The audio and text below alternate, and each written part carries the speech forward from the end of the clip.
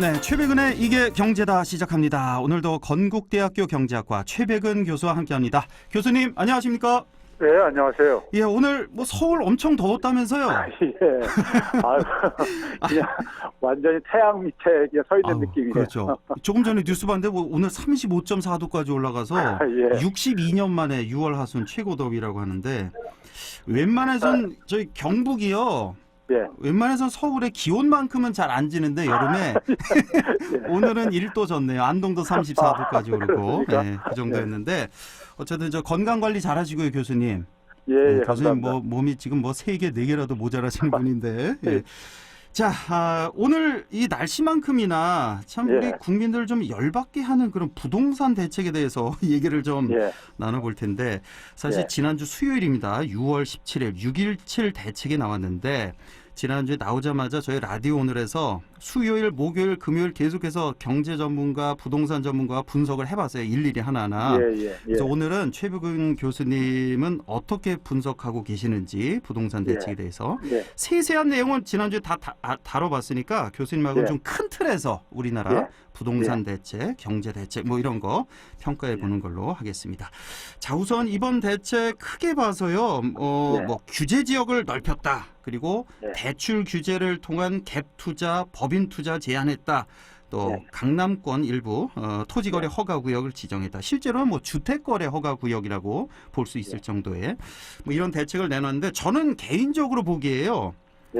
법인을 통한 그 투자, 투기를 제한한 거 있잖아요. 이거 하나만큼은 정말 똑소리 나게 잘한 것 같아요. 근데 너무 늦었죠. 늦었지만 그래도 이건 확실히 좀 막은 것 같은데 교수님 이번 부동산 대책 전체적으로 좀 어떻게 보셨어요?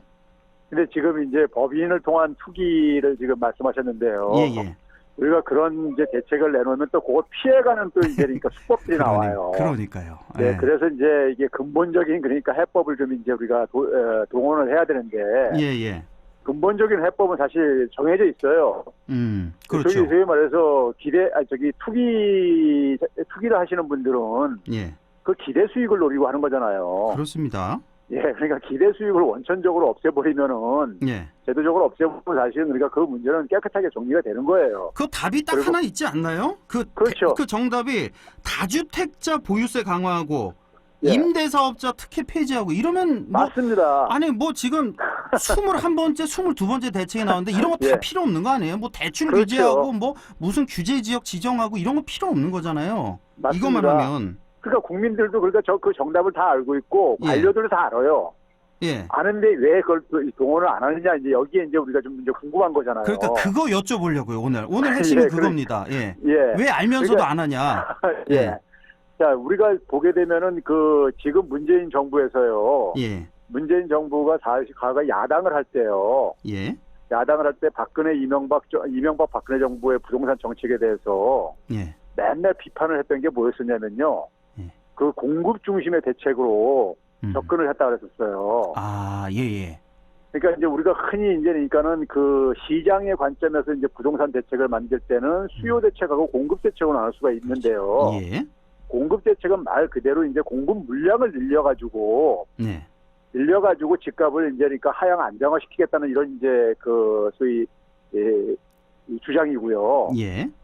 수요 이제 그러니까는 이 대책은 수요를 억제시켜가지고 그러니까 이제 이 그 투기꾼들의 그러니까는 그러니까 자금 동원 수단들을 그러니까 제한해가지고 이걸 이제 그러니까는 그 가격을 안정시키겠다는 거거든요. 그렇습니다.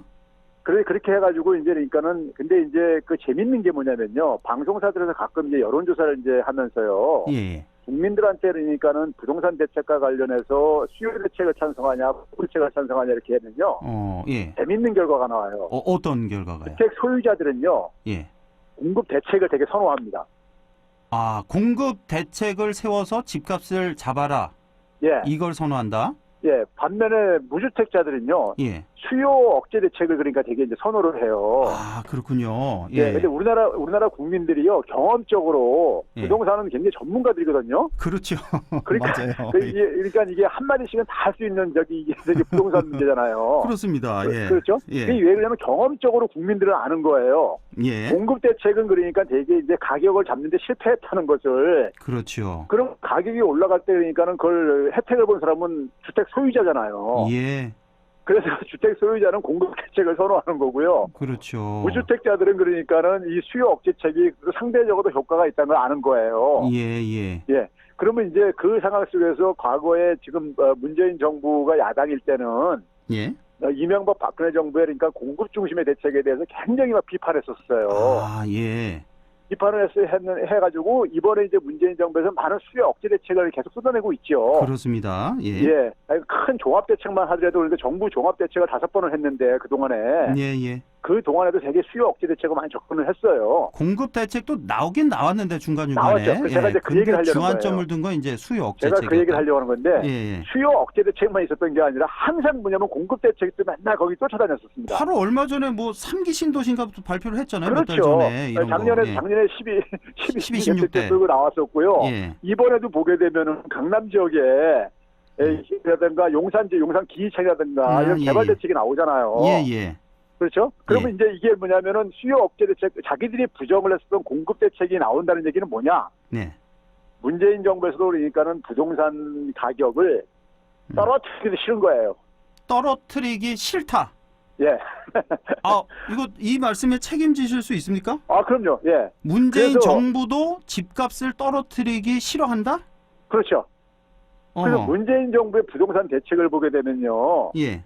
부동산 시장 안정화라는 표현을 씁니다. 아, 맞아요. 예. 주택 안정화라는 안정화 표현을 대책. 써요. 예, 그래서 예. 투기 수요 근절하고 예. 맨날 홍남기 부총리가 얘기했던 게 뭐냐면요. 투기 수요를 근절하고 네. 수요자를 보호한다 이런 얘기를 해요. 그렇습니다. 예. 예? 이런 얘기를 하는데 저는 부동산 시장은 그러니까 안정화가 필요한 게 아니라 정상화 시켜야 된다. 아, 그런 얘기를 해요. 정상화. 예. 네, 안정화라는 건 뭐냐면은 가격이 지나치게 오르는 것도 싫고 예. 떨어지는 것도 싫은 거예요.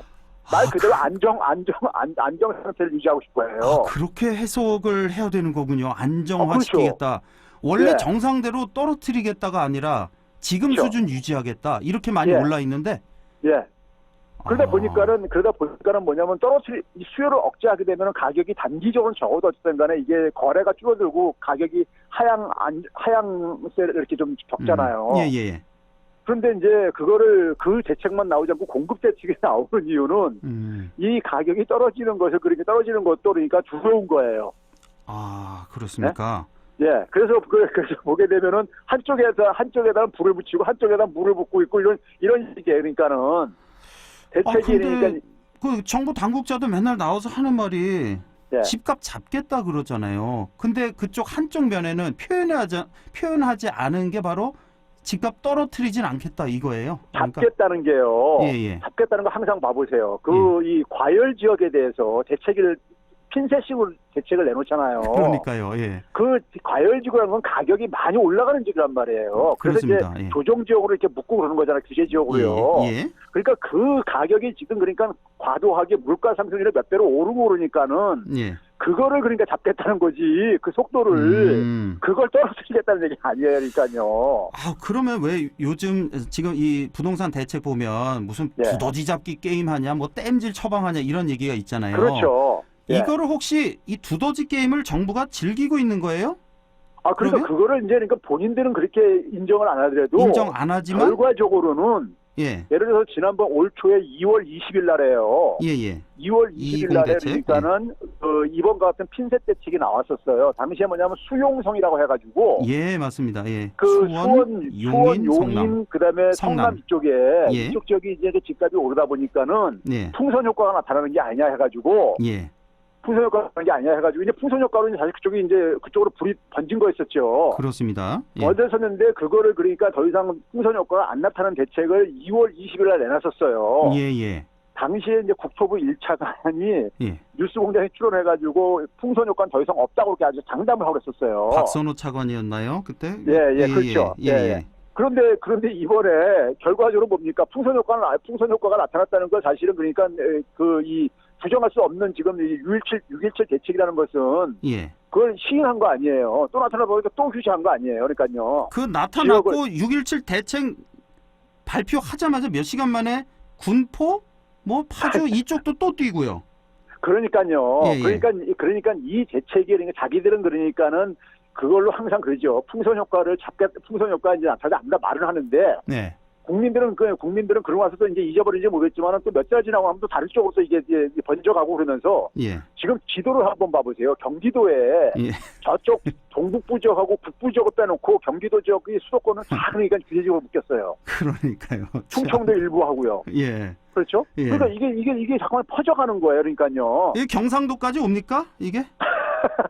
아니 안 가지 한번 없죠. 이러다가 경상도까지 올 것 같아요. 문재인 정부 끝나기 전에.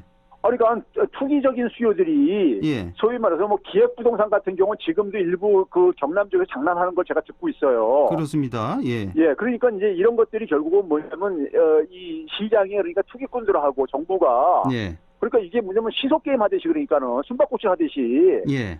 이런 식으로 해가지고는 지난 우리가 수십 년 동안에 정부가 그러니까 이거 문재인 정부에서만이 아니라 지난 정부에서도 그러니까 땜질식 처방은 계속 됐잖아요. 그러니까 이거를 이명박 박근혜 정부 때도 그러니까 수십 차례씩 막 대책이 나왔잖아요. 그러니까 이거를 지금 일반 국민들도 다 알고 있단 말이에요. 그렇죠. 그러면 거기 정부 관계자들 뭐 그 예. 사람들 더 잘할 거 아니에요. 분명히 알죠. 또 풍선 효과 나타날 것이다. 그러면서도 이렇게 하는 이유가 뭐냐고요. 이 근본적인 그러니까요. 진짜 우리가 이유. 여기서 이제 우리가 이제 근본적인 문제가요. 우리나라는 지금 전체적으로요. 개인이든 기업이든 정부든 간에요. 예. 부동산에 인질로 잡혀 있어요.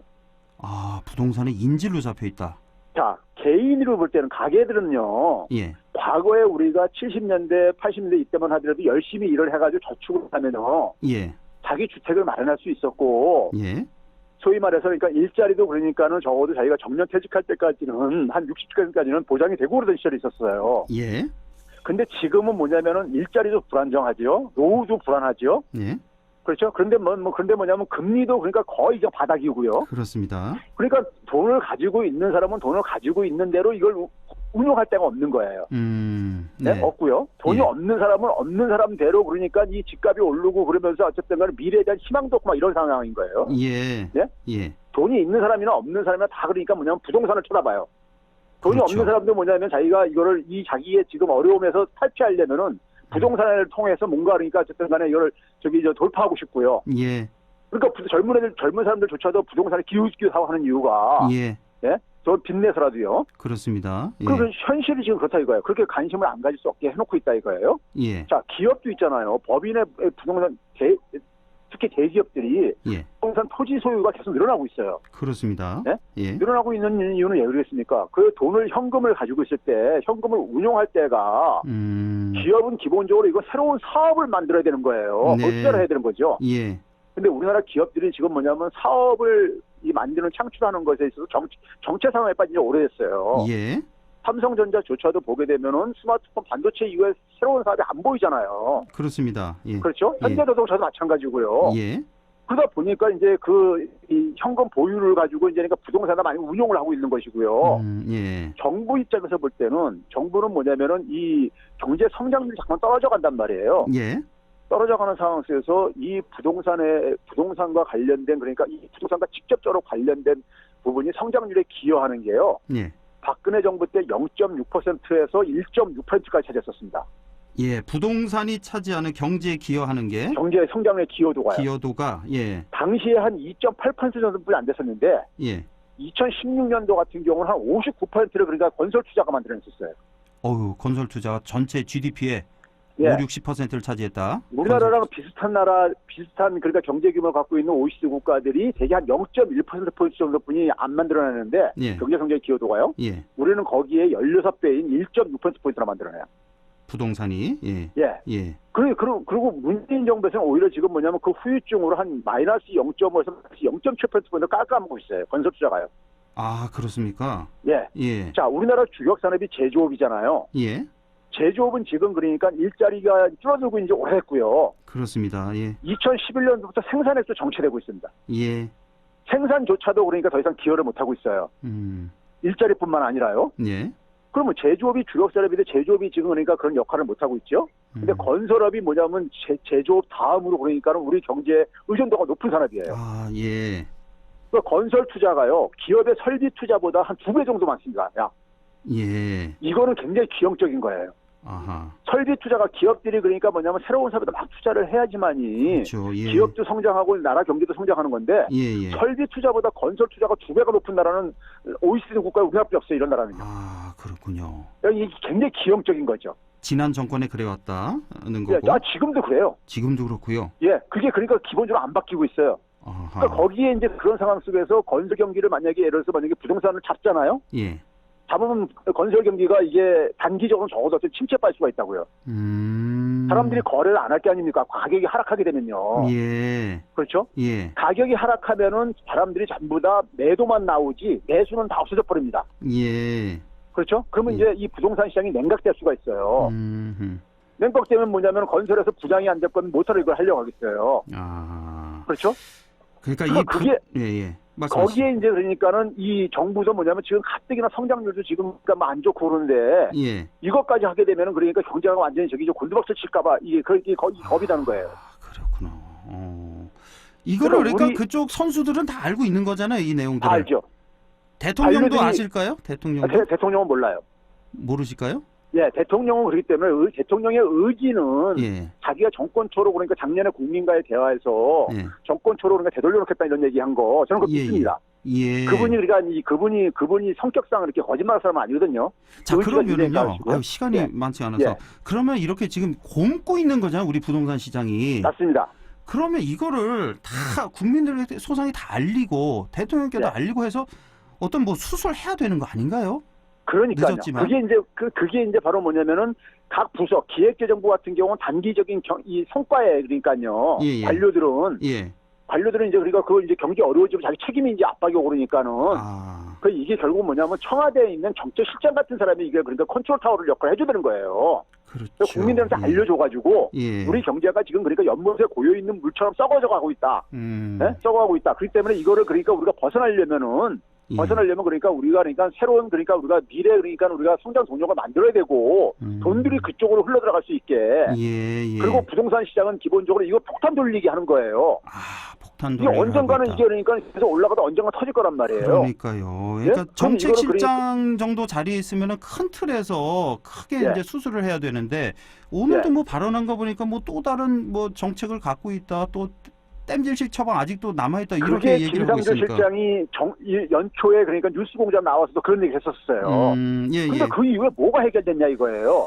그러니까요. 그렇죠? 예. 그러니까 이게 이제 그러니까는 그 근본 국민들한테 지금 우리 경제 상황을 솔직하게 얘기를 하고 예. 이거를 그러니까 우리가 수술을 하면은 그 깊은 병에 걸린 사람이 수술을 하게 되면 고통이 단기적으로 따를 수밖에 없잖아요. 그러니까요. 예. 네, 그 대신 뭐냐면 체질을 강화를 시킬 수가 있잖아요. 예. 알겠습니다. 근데 이거는 정면 승부를 해야 되는데 계속 그러니까 이게 뒤로 미루는 거예요. 네. 이게 이 부동산 문제가 단순히 뭐 집을 소유하고 매매 이런 문제가 아니라 우리 경제 전반에 끼치는 영향이 워낙 큰 문제 아니겠습니까? 그러니까 이게 우리 미래에도 걸려 있는 거잖아요. 맞습니다. 그러니까 우리 지금 미래의 발목을 잡고 있는 거예요, 지금요. 그러니까 지금 우리 젊은이들이 집 마련이 어려워서 결혼도 미루고 결혼 미루니까 출산도 미루고 이런 상황이니까.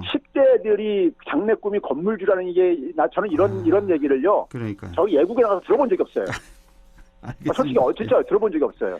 저도요. 어떻게 10대 초애들이 그런 얘기를 할 수가 있어요. 꿈이 그러니까 이제 한참 지금 가는 애들이. 지금이라도 안 늦었으니까 집만큼은 다른 건 몰라도 아니 돈 많은 사람도 뭐 상가 투자하고 토지 투자하고 실컷 하라 그래요. 뭐 펀드 투자하고 증시 투자. 근데 집만큼은 투기 대상이 돼서는 안 된다. 예. 그렇죠, 교수님. 네. 알겠습니다. 오늘 시간 다 돼서요. 예. 오늘 여기까지 듣고 다음 주에 또 연락드리겠습니다. 네, 고맙습니다. 네, 감사합니다. 네, 지금까지 건국대학교 경제학과 최백은 교수와 함께했습니다.